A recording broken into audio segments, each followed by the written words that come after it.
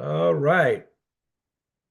Okay, we are live. Okay, so far in Tanya, the Alter Rebbe explains how the godly soul functions, right? We said there are 10 faculties. 3 of them are intellectual faculties, 7 are emotional faculties. We spoke about that there's garments, and these 3 garments is the way that the faculties express themselves. And what are those 3 garments? Those are thought, speech, and action. Now, last week, the Tanya described the natural soul, the human soul, or as we usually call it, the animal soul. But it's the same idea, nefesh habahamis, nefesh hachiyunis, what gives us the energy. We call it the instinctive soul. It's all different names, but really describing the same thing. And we discuss how it's the opposite of the godly soul, but being that it's opposite, it also is going to have the same makeup. It also has 10 faculties. It's also expresses itself through the 3 garments, but there's a major difference. What's the major difference between the two? Is that the godly soul, in the godly soul, the faculties and the garments are all holy. It's holy wisdom, it's holy emotions. And in the garments, it's holy thought, holy speech, and holy deed. In the animal soul, though, the faculties and the garments are both unholy. So that's a very big distinction between the two. So, what is unholiness? So, the better level, there are different levels of unholiness. We're going to be talking about them throughout the class. The better level of unholiness is called reflection. And that's how we started last week's class. We started saying that the natural soul is a reflection. It's the opposite reflection of the holy. You have the holy, and whatever the opposite, so the flip side is going to be the unholy. What does that mean? That means that unholiness has no character of its own. It has no independent existence. There's nothing in the unholy that doesn't first exist in the holiness, just like a reflection cannot exist without first having the original.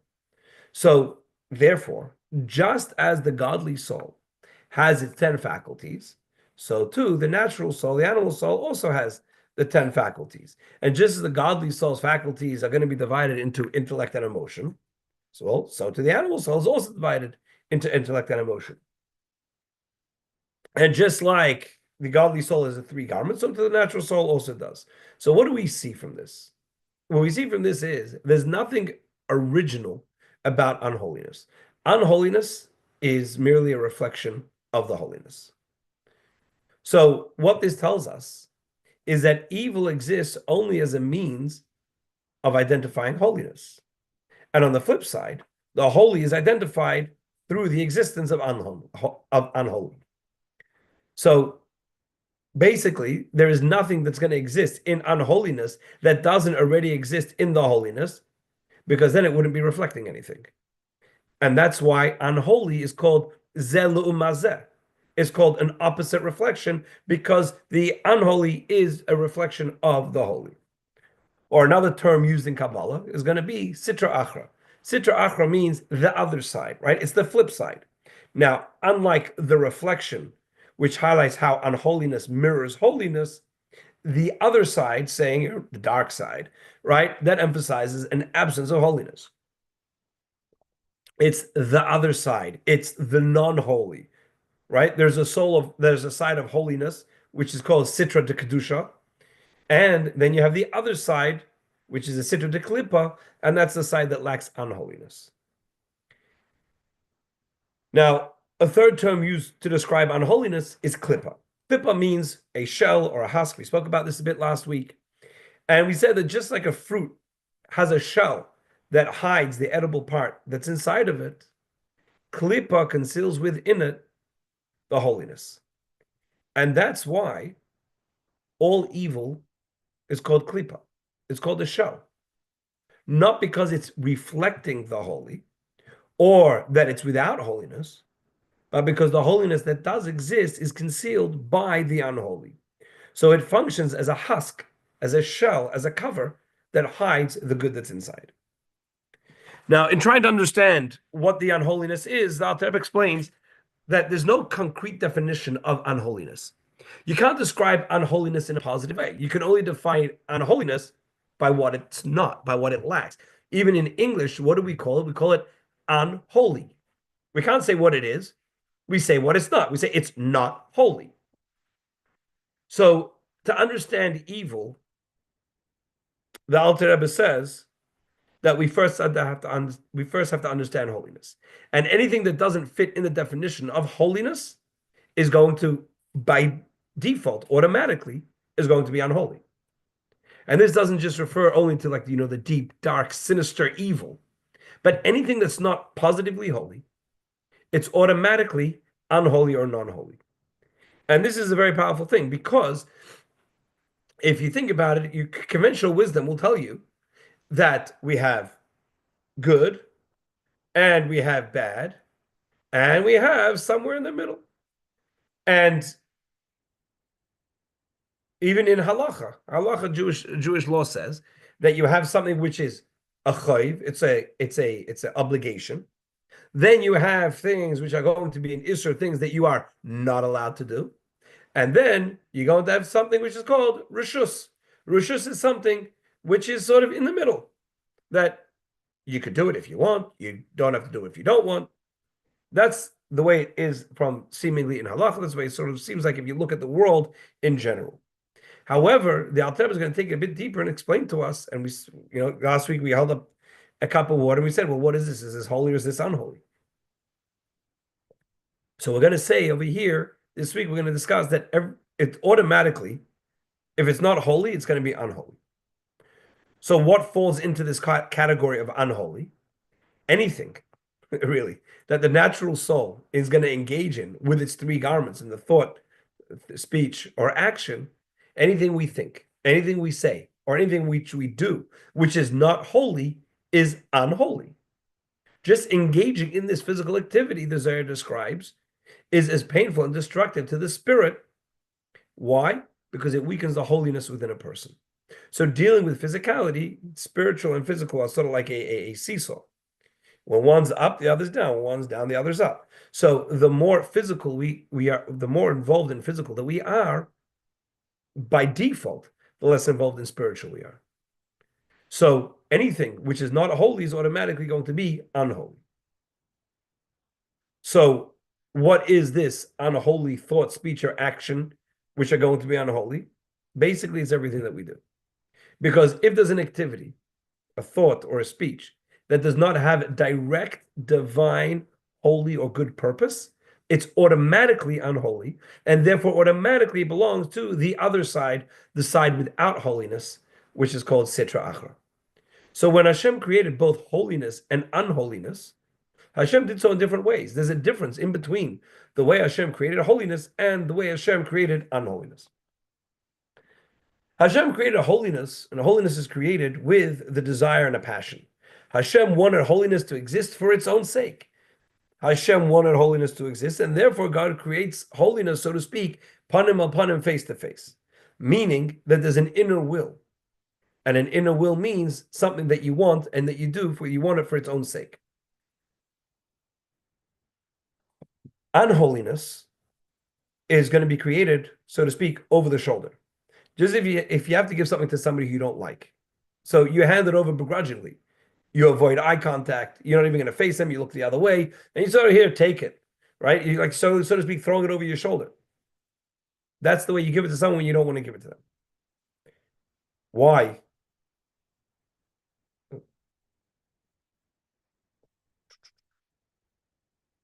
Why do we turn away our face and we don't look at somebody when we're giving them something? If it's a situation where I don't want to, because I'm trying to give over a message. The message is, I'm not interested in you. I'm not invested in you. I don't want to give you something. I have no choice. I'm giving you what I need to give you, but I'm not invested in this. For example, if you have to sustain a prisoner. And unfortunately, currently in the Holy Land, there's a lot of prisoners who are in prison, who are terrorists, who hurt, harmed, and a lot of them even unfortunately killed Jews. So the Israeli people, in fact, the people in charge of the prisons, are sustaining and keeping alive people who killed their brother, killed their sisters. Do they want to keep them alive? Do they want to give them the food? Not necessarily. They have to, because that's the way it works. So when they're giving the food to these prisoners, they're sort of giving it to them in a way of over the shoulder. That's the idea of the Sitrach. They're giving it to them not in a way that they want to give it to them, but they're giving it to them because they have to. There's something interesting in the word face. The word in Hebrew for face is panim. Panim comes from the same word in Hebrew, same root etymologically as pnimius. What's pnimius? The inside of me. When you look at somebody's face, you know what's going on inside. That was a whole big thing during COVID when everyone was wearing the masks. They were saying that kids were not learning facial expressions. So they weren't able to pick up social cues, which we naturally pick up. And therefore, after COVID, these kids were behind and delayed because they didn't understand social cues, facial expressions. Because your face, I can say something. I can say something very nice and positive, and my face can betray me and say the opposite. Or I could say something negative, but based on my face, with a smile on my face, you know that I'm just being facetious. So I'm just saying it as a joke. So your face shows what's going on inside. When you give something to somebody and you're looking at them face to face, this shows that I want to do what I'm doing. I'm giving it to you and I would like to pay attention to you. Whereas when I turn away and I'm not really looking at you, I'm sort of giving it as the expression in the Zohar, which the Alter Rebbe brings in this chapter, is over the shoulder. It's as if I'm just throwing it over here. Take it. I got to give it to you. Right? So that's one side, but there's actually two parts to this. Because when we're involved in something that we don't enjoy, then not only am I not giving you from the inner part of me, but I'm also not interested in you. I'm not interested in the real you, in the inner you. I'm just interested in your externality, about the general concept of you, but who you really are, what you really are, I'm not really interested. So it's not really about me, and it's not really about you. And we could call this indifference, or we could call this hate. If it's other people, it's indifference. If it's with me, we're going to say it's hate. Because when there's an absence of love, even if it's not terrible, it can be described as hate. So there are things that Hashem loves and things that Hashem hates. What Hashem loves, Hashem creates face to face, meaning that Hashem invests his inner self into the inner self of this creation. And what Hashem hates, he creates anyway. Hashem is giving life, but not face to face. Hashem is not investing his inner self, and it's not given to the inner of the creation. Meaning, it's created as a means to an end, but it's not created for its own sake. So Hashem creates unholiness without investing his inner will into it. Hashem provides it with existence, but not with affection. It's created because it needs to be created. And this essentially is the difference between what Hashem loves and what Hashem, so to speak, hates.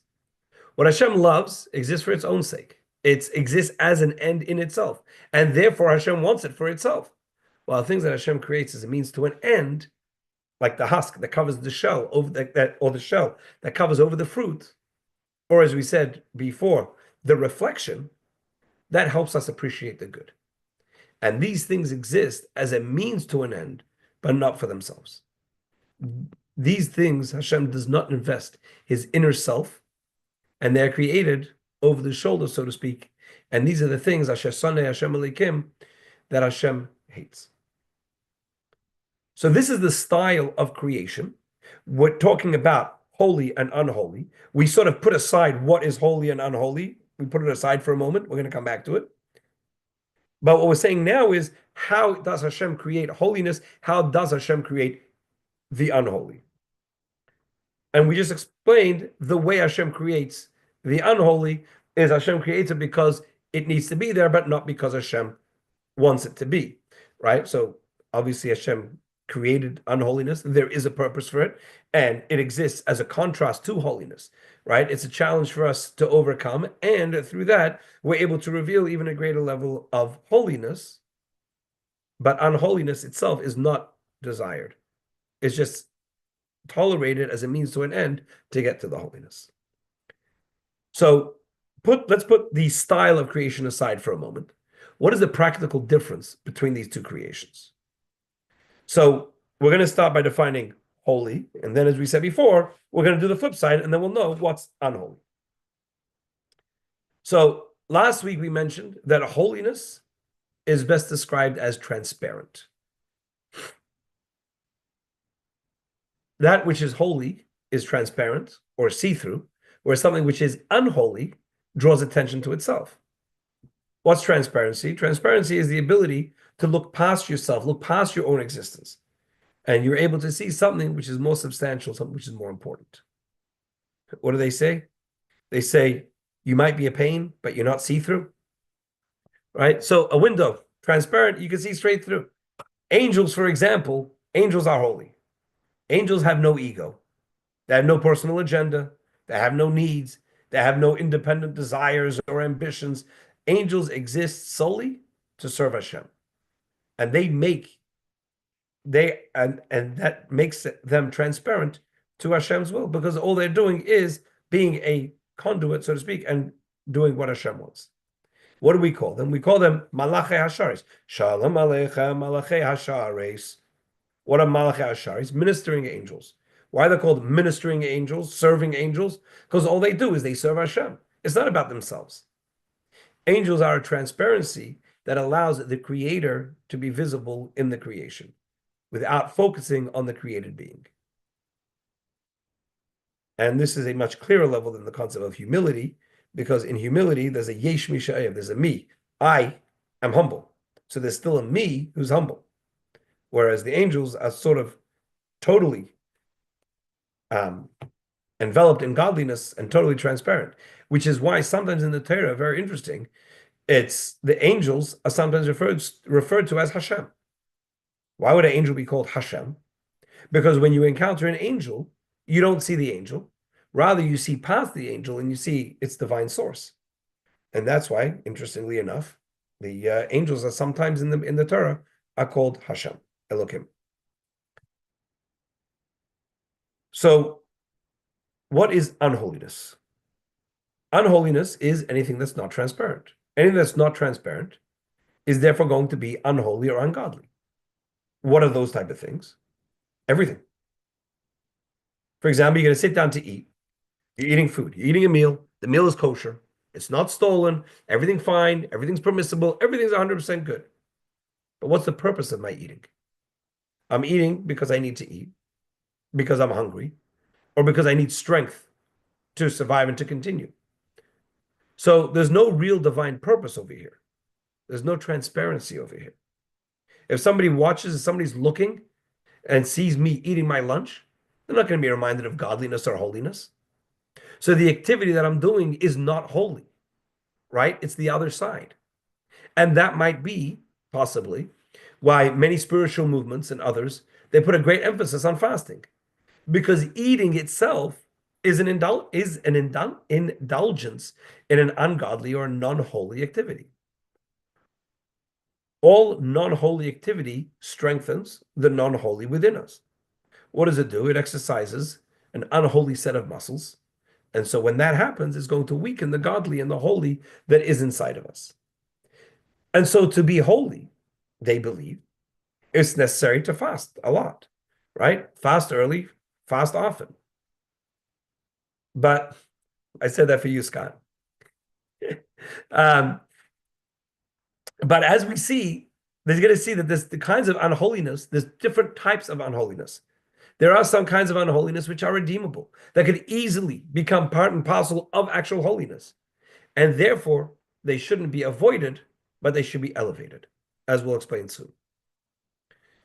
So when Hashem creates the unholy, the Alter Rebbe explains, it doesn't receive its life force and existence from the inner part of Hashem. Rather, it's given existence and life, so to speak, over the shoulder. And then it goes down through the chain of worlds. It goes from creator, it goes to creation. Through all the chains, it becomes more, as it goes down through the chain of worlds, it becomes more and more physical, more and more limited, more and more finite. For it goes from being the most spiritual form of existence, to the most concrete form of existence. And as it goes through all these different stages, it's going to be diminished. And it goes smaller and smaller until the energy is small enough, restricted enough, right? It gets diminished enough to actually create and sustain something which is unholy. And even then, when this godly energy gives life to that which is unholy, even after it is being diminished and reduced, it exists within this unholy creation, not because it wants to be there, but sort of like a person who exists in exile. It's exiled within this thing. It doesn't feel comfortable there, this piece of godliness. It can't express itself there. So it's imprisoned. It's sort of exiled within the unholy.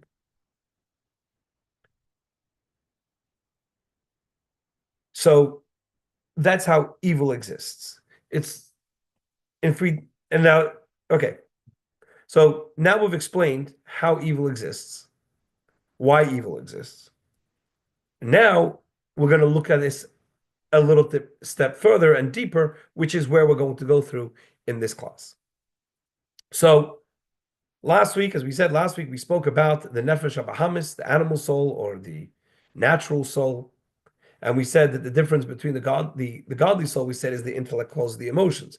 The animal soul is the emotions which bring to the intellect. And this chapter is going to continue this concept that we mentioned last week, that there's nothing neutral.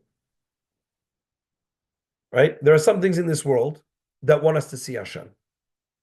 And then you have things which do not want us to see Hashem. They want to conceal godliness, and that would be called klipa. Right? Everything is vivified by Hashem. Everything gets its life force from Hashem, but it's not always noticeable. Because some things are covered over by the shell, by the husk, which we're calling klipa. And the question is, can we break through the shell to see godliness? And the answer is, in good Jewish fashion, depends. Maybe yes, maybe no, sometimes yes, sometimes no. It all depends. What are you doing? How are you doing? Why are you doing? There are two different types of klipa that we're going to talk about. There's klipas noiga and shalish klipas atameus. The word noiga means light. So you have klipas noiga, which is going to be the middle ground. You have things which are forbidden. What's forbidden is forbidden. You're not allowed to do that. What's permitted? Okay, sorry, let's start the other way. What's permitted is holy. And we're allowed to do it, and therefore we're going to do it. Interesting, if you look at the words for forbidden and permitted in Hebrew, permitted is mutar. Forbidden is called asur. But we also have a blessing, which we say every morning. Baruch atah Hashem Elokeinu melech haolam, matir asurim. Hashem who unties those who are bound. So you hear those words, matir, sounds like mutar, permitted. Asurim sounds like asur, forbidden. So the word for permitted is the same word as untied, and the word for forbidden is the same as the word bound up, because that's the way it is. Something which is holy is going to be holy. The stuff that's not holy, it could be untied or it could be tied. If it's tied down, if it's bound to impurity, that comes from the level of shalish klipas atameus, the three levels of impurity which we are not able to elevate. And if that's the case, it's tied down to that. We are not allowed to have that. We have nothing to do with it. For example, a pig is not kosher. I'm not allowed to eat the pig. Eating the pig is considered, it's part of shalish klipas atameus. It's part of the part which is bound down, and there's nothing I can do with it. So therefore, I'm not allowed to deal with it because I cannot elevate it. Klipas noiga, which is going to be untied, is this part where what I do with it makes a difference. I have the ability to cause where it should go. It's this neutral thing, but it only stays neutral until I touch it. As soon as I touch it, I automatically am pushing it either to one of the two sides, to holiness or to unholiness, depends what I'm doing. And right, so if something is forbidden, then what I'm doing my intention makes no difference. I'm not allowed to wear a garment that's made of wool and linen. If I do, it doesn't matter, even if I want to do it for God, I did the wrong thing. Putting on tefillin, even if I didn't have in mind that I'm doing it, all the reasons are, the fact that I put on tefillin, I did the mitzvah. So there are some things which are clear cut, black and white. This is holy, and this is unholy. But then you have the stuff in the middle. Food, for example. And the Alter brings the example of food and the example of intimacy. Food is not forbidden. But am I eating it in a refined way? I could be pressing down a burger, right? And is that holy or is that not holy? So my intention can cause where it's supposed to go. Intimacy, if done properly at the right time with the right person, is a mitzvah. The point of intimacy is to continue the race. It's the only thing in the world, it's the thing in the world which is the closest to Hashem, is creation of another human being. But if it's just for essential pleasures, then it's a problem. So everything you do, if I'm driving my car, is my car holy or not? Well, if you look at it, and there's nothing in a car that makes it look holy. So if I'm driving to a Torah class, then my car is holy. If I am driving to do something bad, then my car itself, I've turned my car into becoming not holy. And not just my car, not just the gas that I put into my car, or the gas station attendant who took my credit card, or the guy who's driving the truck to transport the gas to the company to this gas station, or the people who are put my car together, and the bolts that came from Taiwan and the tire that came from Japan, and basically your car is global. If I'm using it for the right thing, I am now elevating this entire infrastructure, all the people that made my car, all the stuff that they use to get energy to make my car. So we're talking about hundreds of people and thousands of items, which are klipas noiga, which is this gray area that I can make, my action makes a difference in where all of these things are going to go. Am I going to connect all of these things to holiness because I'm doing something which is holy? Or am I going to drag and schlep all these things down to the opposite of holiness because I'm going to do something wrong? So klipas noiga is something which, it's what I make of it, right? The shalosh klipas hatameos, the three bad klippas, so to speak, we have no engagement in that. We don't deal with it. We can't deal with it, right? It's a klipas noiga that we could. So, as the Hasidic saying goes, the meat on your plate can go either way. Your fork is the key to which way the meat is going to go, because that's all in our hands. If something is usur, though, then if it's forbidden, I cannot elevate it. There is no way for me to elevate something which is not able to be elevated because it's tied down to klipa. 1 second.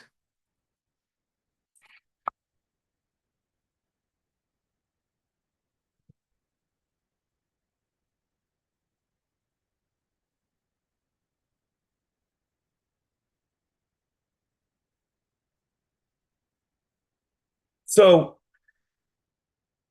things which are from the shalish, sorry, 1 second. So things which come from the parts which are unholy, are they ever able to be elevated? Let's say I took something, and we just spoke about, we said that what my action can make it become holy, or the opposite. Well, what happens if I send something down to the opposite? Does that have any hope? Is there any way for that to be elevated? I'm glad you asked. So the idea is that it depends what it is that I'm trying to elevate. If we're talking about the bad klippa, which I'm not able to elevate, well, if I was never able to elevate, then I'm not able to elevate that. There will be a time when Mashiach comes, it says, the prophet says, Hashem says, I will remove all the impurity from the land. That includes every single part, including the deep bad parts. But let's say we're talking about a regular tshuva. Am I able, is there a regular thing? Am I able to elevate? I ate a steak. And instead of having in mind that I want to eat the steak to serve Hashem or to give me energy, I ate the steak because I was a glutton. And I said, I see this steak, it looks good, I want to eat it. Can I ever fix it? The answer is yes. Through doing teshuvah, I can elevate it back up. How can it be elevated? Because if I am going to turn back to Hashem, if I am going to do teshuvah, the word teshuvah comes with toshuv, hey, returning to Hashem. If I do teshuvah, I'm going to be able to bring this up together with me. And that's why we said it's mutar. It's untied. It's not tied down to klipa. Therefore, even if I push it down to the direction of klipa, I'm able to still bring it up. Please. But even though I'm able to bring that up and I'm able to elevate it, it did still leave a mark on my neshama. And for that, there's going to be a cleansing that's going to be needed. So yes, I could elevate it, and that's going to be with regards to the am I liable and stuff, but with regards to purity, there is something which we need to do even a deeper tshuva for. Now,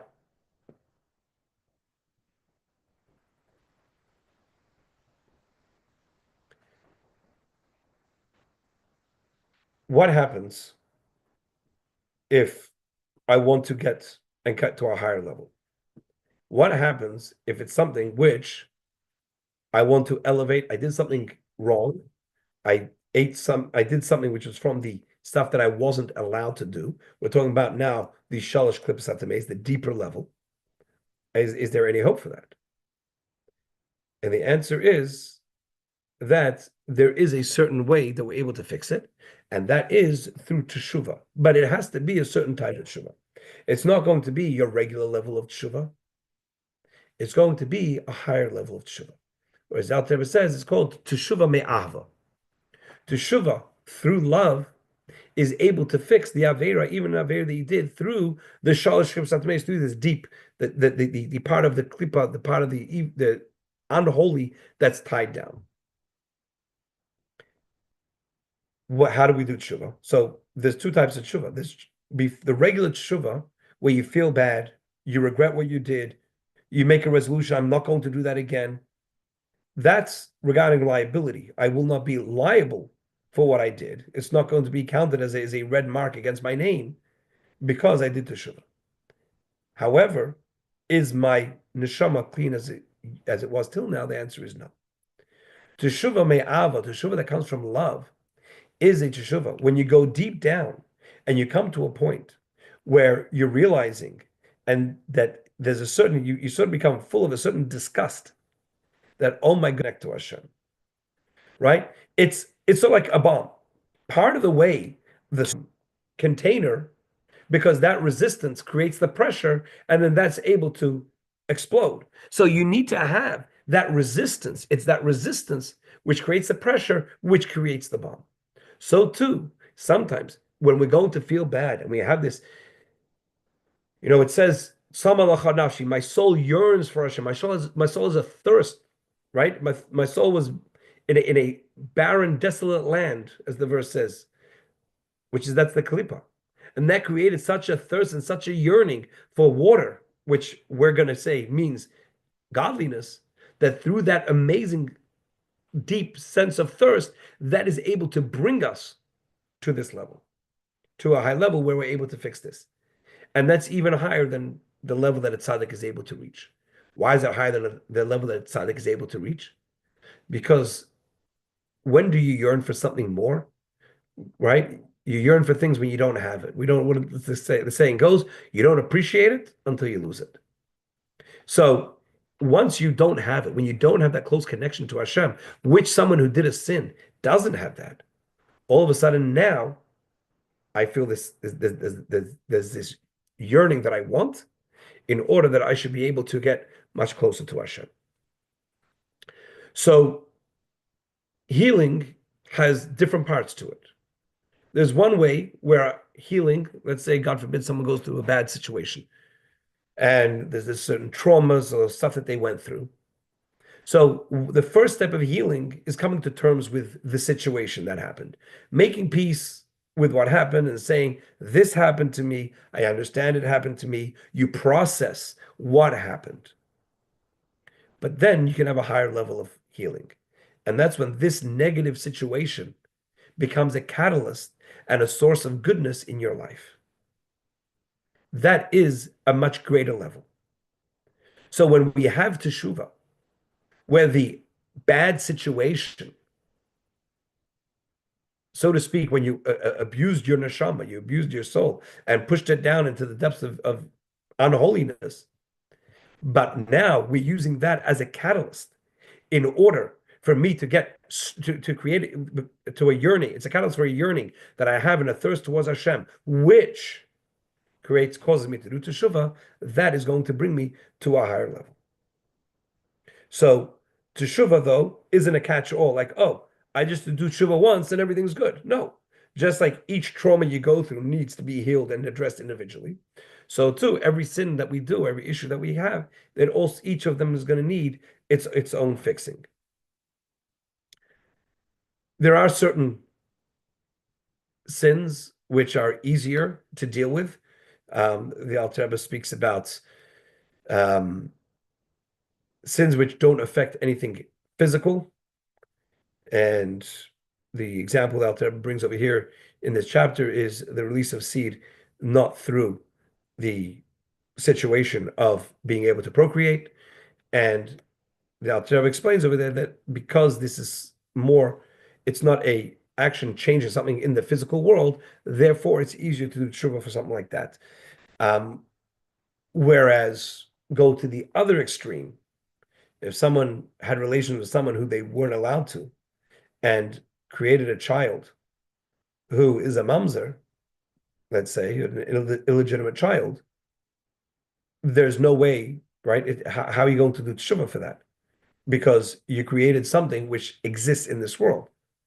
Those are the two extremes, and now we have everything in the middle, where I'm going to try and do teshuvah, and whatever I'm able to do teshuvah, I'm going to try and connect to Hashem and fix whatever it is. If I ate something, yes, I made a difference, because if I ate something that I wasn't supposed to eat, then I caused that to become part of my flesh and blood, and that caused stuff. So, but it's on a lower level than something which continuously exists in this world.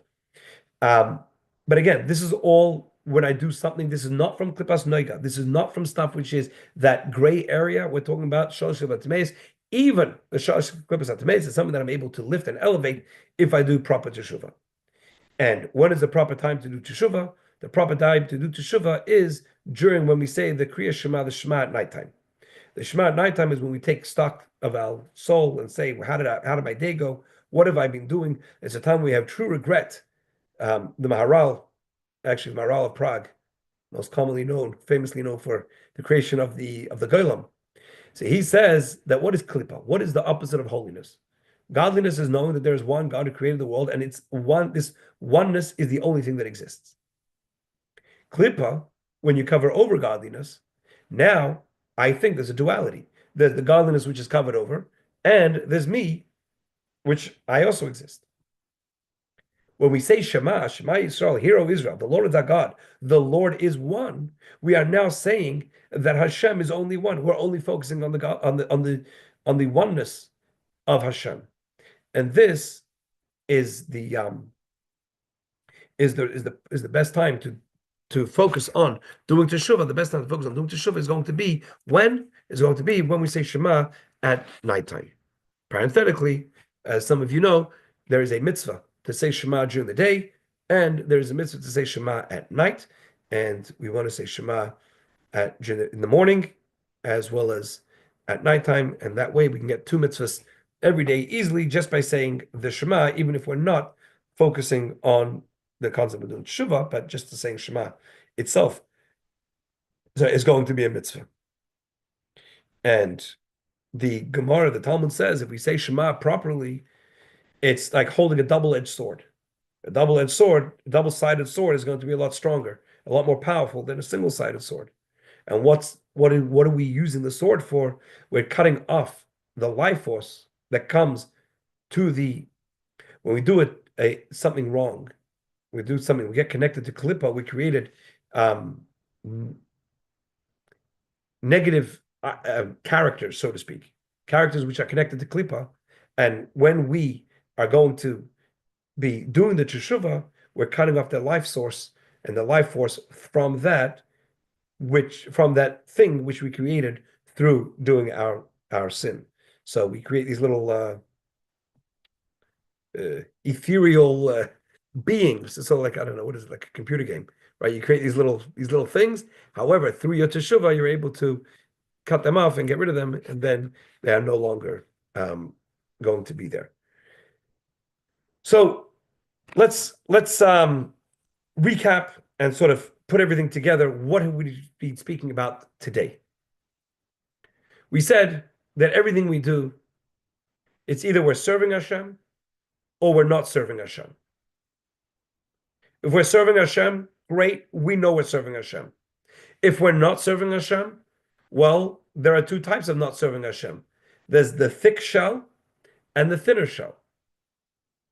The thinner shell is, either something is either godly or not godly. If it's not godly, then it either has the thick shell or the thin shell. The thick shell, the shell is clips at the maze, the part that we're not able to deal with, we don't deal with. It's not part of our life and not part of something that we're supposed to affect or elevate because we can't elevate it. The one with the thinner shell, right? Sort of, it's not opaque, but it's sort of translucent. That, well, it depends. Am I using it for holiness? If I use this item for holiness, it becomes holy. If I'm not using it for holiness, then it's a problem. Because if I'm not using it for holiness, I'm not elevating it, I'm not fixing it. So then it goes down. So if it's something that's untied, right? So then I'm able, through teshuvah, I'm able to bring it up to a higher level. What if it's something that I wasn't supposed to use? So then on a regular level, you're not able to do teshuvah. You have to do much deeper teshuvah for that. And the deeper teshuvah is going to be, we said, the teshuvah from love, and that teshuvah of love is going to be caused by the feeling of despair or frustration or remorse or disgust that I was down to the low level. And because that is the catalyst to bring me closer to Hashem, that's able to be elevated then as well. So why are we focusing on what's Klippa? Because if we know what Klippa is, we know how we're able to, what we need to overcome, and we know what we're able to do. So is a cup of coffee holy? The answer is maybe. Depends what you do with it. So that's the idea of this chapter, chapter 7.